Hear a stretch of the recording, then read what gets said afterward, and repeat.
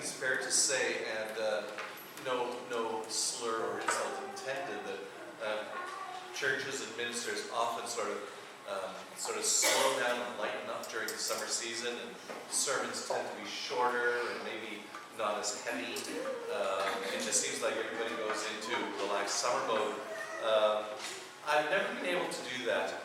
I've never been able to, go into summer mode as far as preaching goes. In fact, when the busyness of the church season starts to slow down, it seems like my mind has more time to go, and so summer sermons can tend to be even heavier than the regular seasonal ones. And also, at this time of year, I'm already thinking about same areas of the fall and fall programs and challenges and opportunities. And so, in some ways, the sermons are going to reflect that. So, this sermon today is not a light sermon, but I hope there's at least a couple of things that you take from it, and just sort of muse on over the summer months as we start thinking of the fall season, what God's call is to us. Twice in the past year, I referred to Simon and Garfunkel's music in the sermon. Particularly that phrase, the words of the prophets are written on the subway walls and tenement halls.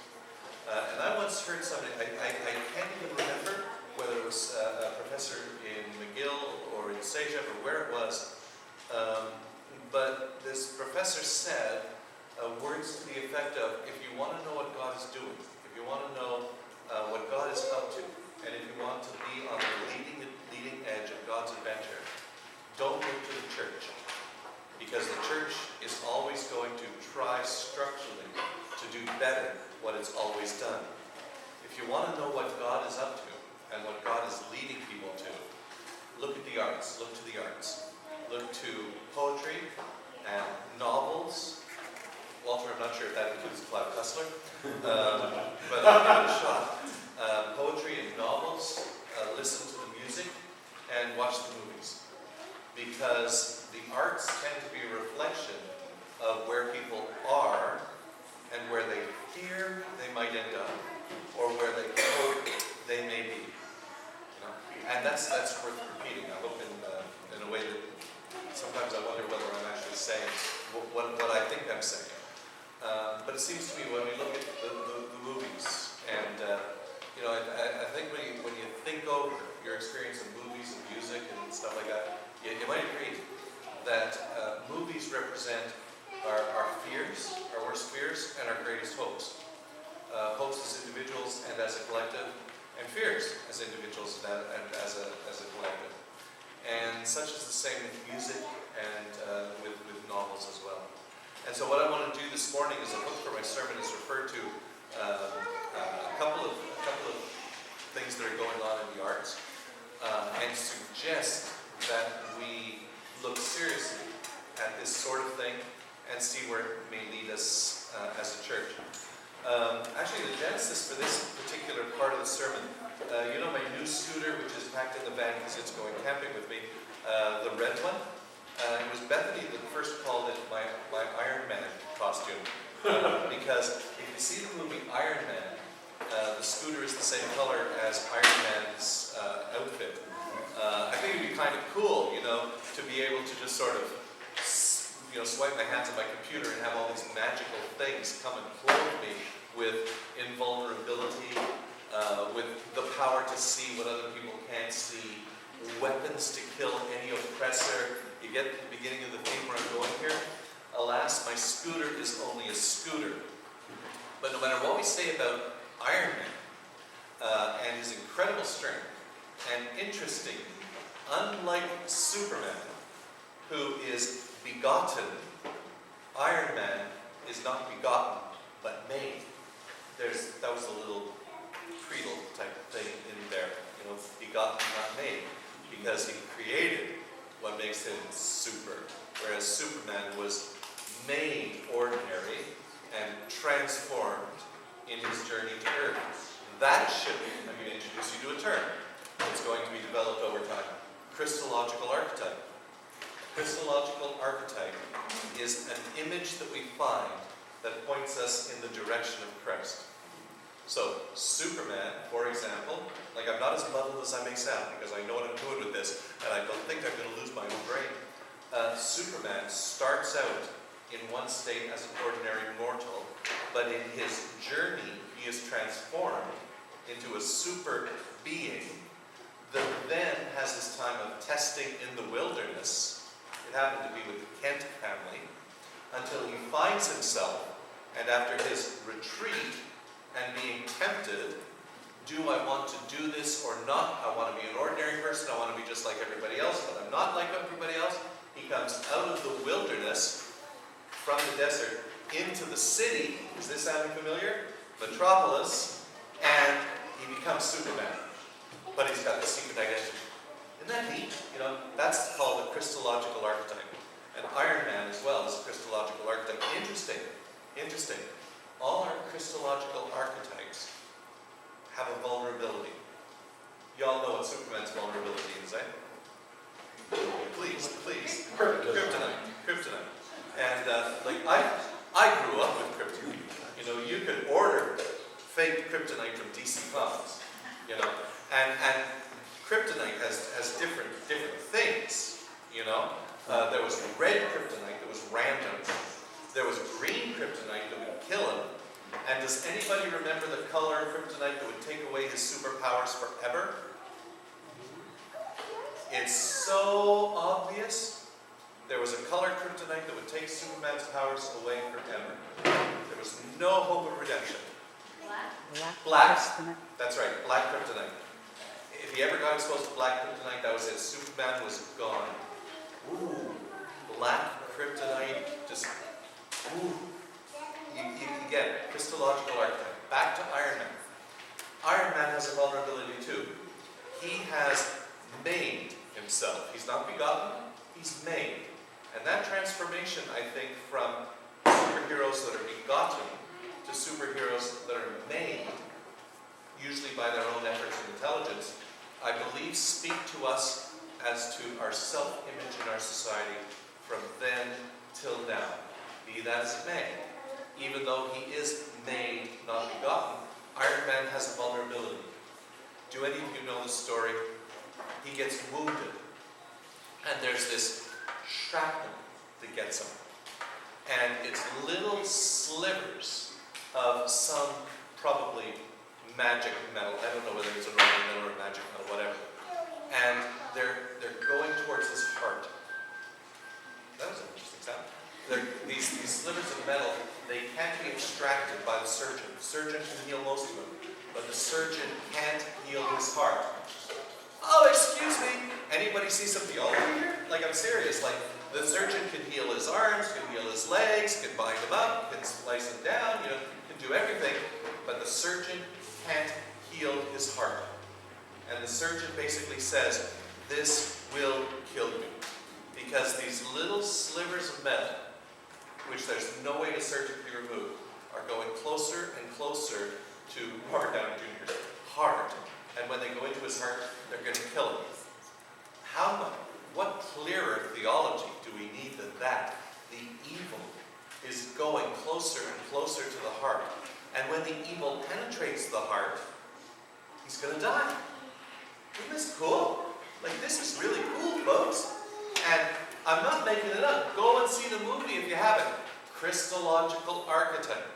And so, what does Robert Downey Jr. do?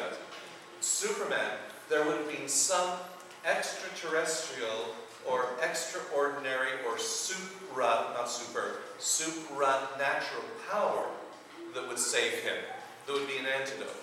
Or some heroic figure or figurine would come along and save him. No. With Robert Downey Jr., if you've seen the Iron Man movie, you know what he does. Because he has created Iron Man, he's created the costume, he's created all of it, but he's going to die because of this human mortal vulnerability, and there's nothing the surgeon can do. He invents a device. Remember? He invents a device. And basically cuts a hole in his chest, and there's this thing, it looks like a disc, but of course because it's like, you know, super science, it's glowing and da-da-da-da-da and all the rest of it. And what it is it's an extraordinarily super powerful magnet. I got this right? I'm not making this up, those of you who've seen the movie. It's a magnet. And so as long as, this is really so cool, I love this stuff. As long as the magnet stays in place, and as long as the magnet stays charged, the metal slivers that are going to kill him will not hit his heart. Because this super magnet is magnetizing, for some strange reason, it can't magnetize them enough to get them out of them. I never understood that part, because it seems to be the closer we get to the magnet, the easier it would be to get rid of it. Never happens. Well, you wouldn't have a movie then, would you? But this magnet, this superconductive magnet, keeps attracting these evil metal things that are going to kill him. And as long as that magnet's working, he's safe. Now, please tell me, you are all wonderful, brilliant, intelligent people. Please tell me you can see the theological connection there between sin and grace. You know, all of us have a heart, but our heart has a vulnerability. Don't know what yours is. I know what some of mine are. You know, in theological language we call them besetting sins. You know, all of us have particular susceptibilities in our life that aren't like titanium slivers or whatever those metal slivers were. All of us have that. For some, it's drugs and alcohol. For others, it's sex. For others, it's power. For others, for many, it's money. For some, it's anxiety. For some, it's panic. For some, it's guilt. For others, it's shame. But all of us have things that for one reason or another, and there's no judgment in this sermon or even in this part of the sermon, there are things that are aimed at our heart, that if they contact our heart, metaphorically speaking obviously, they'll kill us. They'll do away with us. And the heart, we see as, we all know it's a metaphor, but we see the heart as where the center of our being is. You know, you love with all your heart, soul, mind, strength. Like they could have figured love with all your kidney or love with all your liver. You know, but sometime, once upon a time, somebody decided that the heart was where it all happened. It shouldn't really be love with all your brain or whatever it is, part of your brain that you love with. But we came up with this thing, love with all your heart. You know? So the heart is where our humanity happens, at least metaphorically speaking. And we talk about being heartbroken and heart sick and stuff like that. And this is all to talk about what Robert Downey teaches us in Iron Man. And teaches us again in Iron Man 2. And probably will teach us even more of in Iron Man 13, 14, and 15 if it goes on that long. You know? So there's this heart that is very vulnerable. And it can be damaged, it can be destroyed by the forces of evil out there. Because it is the forces of evil, right? Forces of evil once upon a time were Nazism. Then the forces of evil were communism. Then the forces of evil became what? You know, the forces of evil were Al-Qaeda for a little while. Now it's ISIS. There's all sorts of forces of evil. Forces of evil. Pornography on the internet. The forces of evil. The internet. Forces of evil. Electricity. You know, if it wasn't for electricity, have you ever seen the movie The Village by M. Night, and I can never pronounce his last name, Shyamalan? You know? Watch that movie. Watch that movie, The Village. Oh, can I distract myself for a minute? No, I'm not really, because this was planned. The movie The Village has this as its premise. There's a bunch of people who had friends, relatives, family members killed capriciously in urban centers, you know, drive-by shootings, murders, stuff like that. And so what they decided to do was create a village where they would go back to a very primitive, cooperative way of living. Think Upper Canada Village, okay? And they even have children here, and they're living there. What they've done is they've said, we don't like this fallen world. We want to create a new world. And so they create it, and they call it The Village. But of course, there's evil in the village. And despite their best attempts, etc., etc., etc. Let's get back on. Whether it's the computer, whether it's internet, whether it's drugs and alcohol, whether it's lust, whether it's pornography, whether it's, I don't know who's going to win the election. You know, there is besetting evil. And people, there's something inside of us that instinctively recognizes that there's a darkness and a blackness out to get us. And we give it different names. And all the names are wrong. All the names just are superficial, even if they're not wrong. They're only a part of it. They speak to the brokenness of humanity and the brokenness of the human condition. And that's why Iron Man isn't fighting other people from planet Krypton or other superheroes. He tends to fight humans.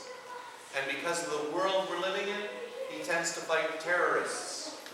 Now, he's also got a war going on inside him, because if you remember this, when he's not in his Iron Man costume, what's he doing? He's an unbelievably successful weapons builder and seller. He's made his fortune, and like it's an enormous fortune, through which he wants to do good as Iron Man by creating weapons that kill and destroy. Now, if that isn't an archetype for humanity, I don't know what is. Isn't it true that the same lips that say praise God also curse their neighbor? That's biblical, by the way. You know, there's this sign that it's in all of us. There's the sign of us that's a weapons dealer. And even if we would like to say it's for the best reasons, it's weapons. It's destruction. It's death. And there's also the side of us that's capable of incredible good, that genuinely and truly and sincerely and authentically wants to save the world. We're both. Here's an irony for you, and it's an irony, since I refer to weapons in the context of Iron Man. The husband of, well, I don't need to give you all the genealogy. Once, by virtue of being a minister, well, it was another church, I got to know the husband of one of my parishioners who was a weapons dealer. And it came as a great shock to me to discover that when it comes to arms dealing, Canada is way up there. You know, we are a big manufacturer of arms. And this guy, like, we had a couple of conversations about it. They were about as deep as a pipe dream, but we had a couple of conversations, not very deep, by the way. But we did have a couple of conversations about it. His basic line was, like, if they weren't buying it from a Canadian company, they'd be buying it somewhere else. So they may as well do the Canadian economy some good and give him a good living. Okay. It is a philosophy. And so there was that. But he was also a really, really, really good financial contributor to social justice process. And in my brain, I could never put that together. How can you, on the one hand, be selling things, and his personal specialty within the company was landlines. This is before Princess Diana made the things. How can you, on the one hand, be doing that, and yet on the other hand, be genuinely and truly committed to social justice issues? Well, that speaks to the side that's in both of us. That speaks to Iron Man and all of us. You know, and we are that. We're not weak and feeble and pathetic. And we're not. In one sense, if we were weak and feeble and pathetic, we'd be off the hook. Because we're weak and feeble and pathetic. But we're not. We're not, folks. We're strong.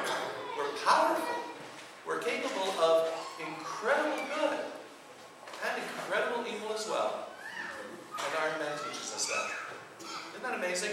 The words of the prophets are written on the subway walls and tenement halls. And I don't know what movie host, you know, put the Iron Man series together in DC Marvel Comics. Hey, there you got it. There you got it. Standing right up there in living color. You and me. Both of us. And I got to tell you, if somebody came along and said, Lorne, I got an Iron Man costume for you, I'd live in that sucker. Because as well as everything else, it's air conditioned. You know? Man, oh man, who would want to be Iron Man? And if they came along and said, but the price is, we're going to put something inside you that if ever the power fails, you're going to be dead instantly. Ooh, I might think twice about it then. Maybe not. Maybe there's another side to the story. Okay, so I want to encapsulate this and then move on. The image that I'm trying to portray, and I've used the Superman as an example of one archetypical hero, but then also Iron Man as something that's much more, I would say right now, contemporary. And I would also suggest to you, and this is a sort of almost ad lib, it's in brackets, one of the reasons I think why the most recent Superman movie wasn't nearly as successful as the Iron Man franchise is because the Iron Man franchise, I really believe, speaks more to the soul of society today than the Superman franchise does. Because no matter how hard you can try, you will never be Superman. Because you weren't born on Kirkland. You weren't born in the right place. But you know what? There is just the slightest chance that someday you may be Iron Man. You may play center for the Canadians. Or, Nick smiled, or quarterback for the Alouettes. Because even though we're grown-ups and intelligent, right? We are grown-up, we are intelligent, yeah? And we really know that there isn't going to be this computer that dresses us up as Iron Man and makes us able to fly and all the rest of it. Where is the storage tanks for the power anyway for this flying? All of us, in our dreams or in our fantasies, we really think that if the cards had flipped just another way, we could have been Anthony Campino. Come on, admit it. And I'm a guy, so I only know guy superheroes. Well, I don't really know them personally, but know of guy superheroes. Never wanted to be Tiger Woods though. Much more Arnold Palmer. Anyway, that's just how old I am. So who are the superheroes for girls? I don't know. Maybe we can talk about that after. But they're real people with superhero capabilities. Okay? So, Iron Man teaches us there is this side. There's the superhero side, but there's also the side subject to sin, sickness, and death. So what's his solution ultimately? I can't really tell you because I'd be, telling you what happens in subsequent movies. But there's a solution. And the solution to his problem involves somebody doing something for him that she finds rather repulsive and gross and disgusting. And he is aware of it. And what he has to do is get to the point of absolute dependence on another human being and absolute vulnerability where he could die any second if he doesn't trust another person. Can I develop that, please, into a whole other sermon? Because that's so good. Isn't it the truth that so often our growth as human beings comes in relationship to somebody else?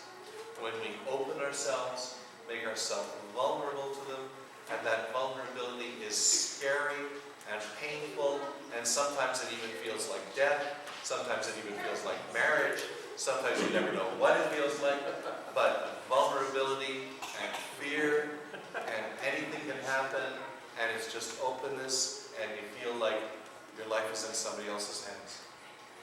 Iron Man will teach you that in the most recent movie. But I don't want to talk too much about that. This is about Christological archetypes. And where I would like to take it is, after doing all of this, and in one sense this is a separate sermon, but it's also part B of this sermon.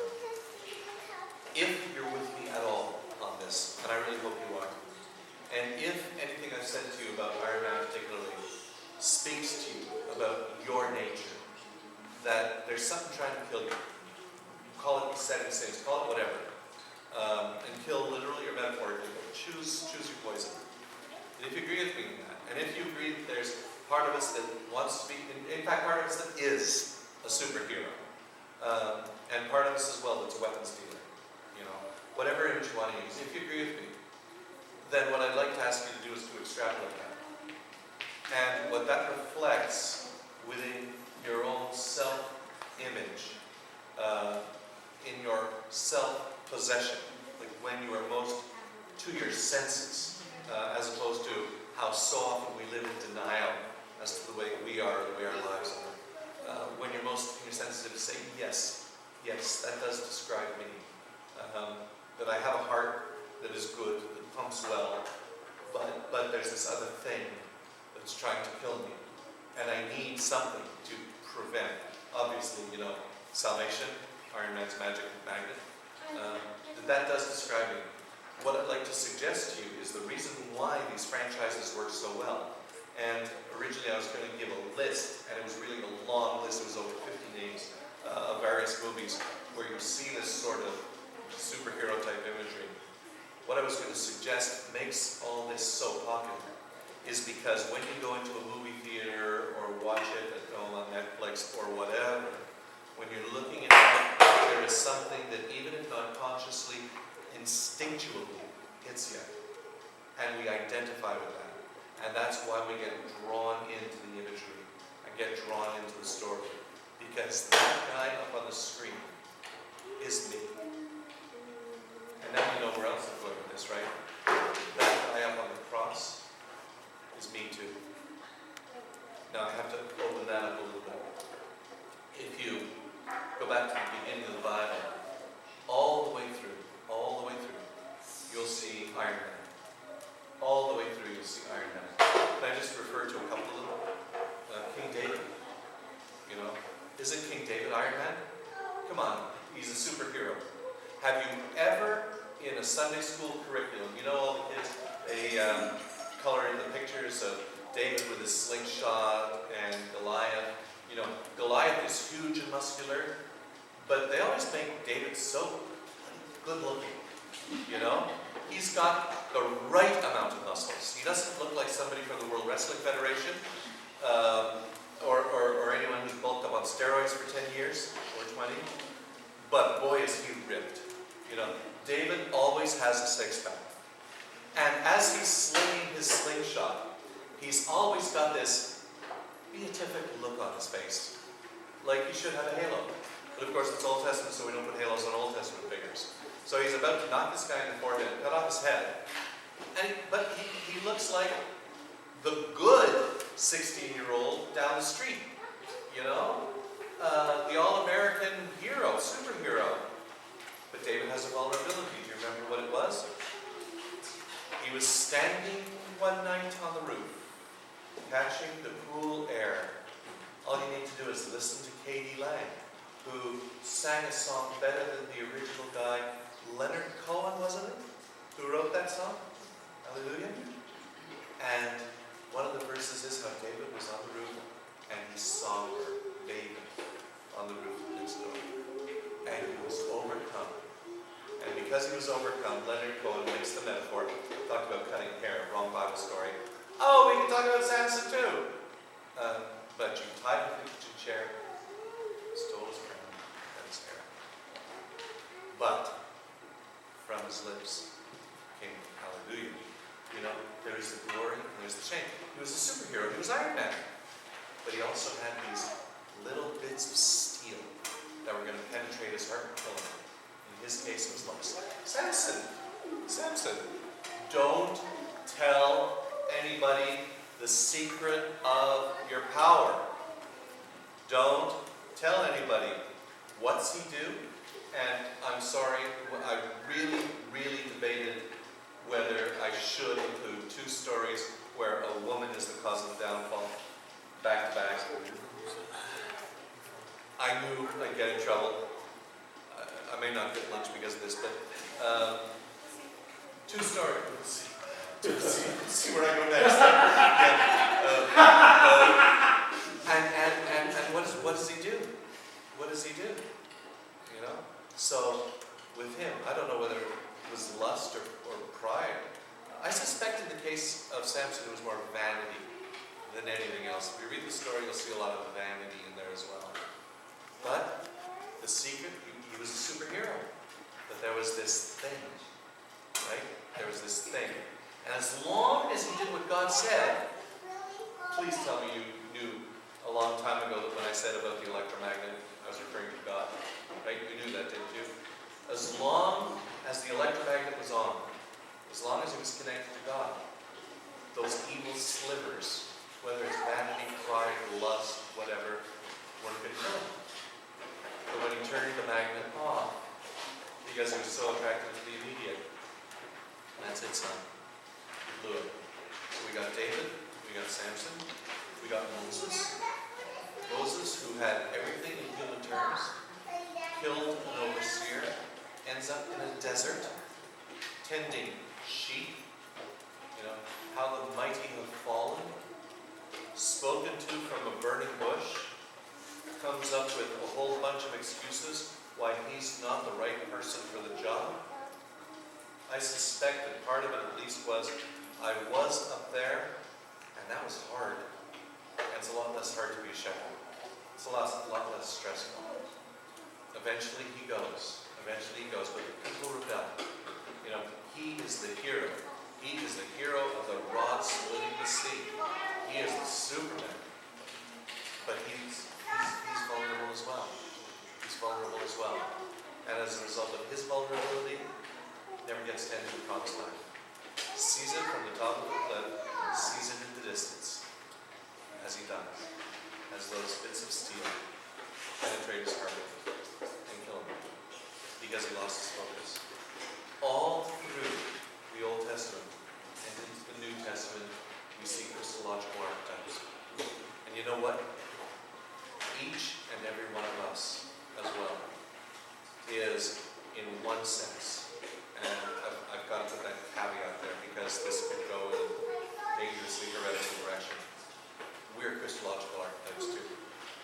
I can say, I know what salvation is about because we know what it is to be a superhero, but at the same time as we're a superhero, to be on the edge of death. We know what it means to be tempted and tested even unto death.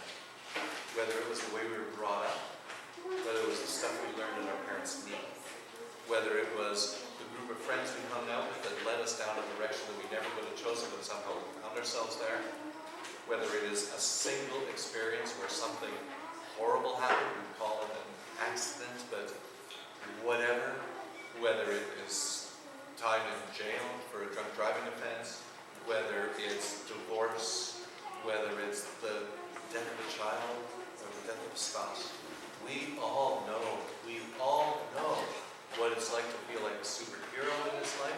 We all know what it's like to love and to give and to be given to. We all know the superhero feelings, but we also know the other side. We all know, even though we don't bear the imprints of the nails with eyes that we can see, we know what it is to be crucified. And guess what? Everybody else does too. It's just they don't have the language we do. They don't have the theological language. They don't have the language to say, when you look at that person hanging on that cross, that superhero, those steel slivers that are penetrating his heart are what? Your sin and my sin. That's where they come from. And that's what kills him. You know? And when he says, my God, why have you forgotten me, or abandoned me, or forsaken me, depending on your language, he was feeling that at that point, that electromagnet would be turned on. And the pieces of steel, those sharp, razor-sharp things, coming closer and closer to his heart. And he was feeling them begin to penetrate, and he knew what the end was going to be.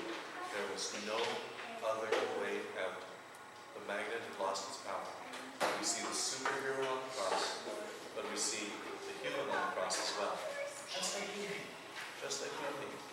And that's why we identify. And you know what?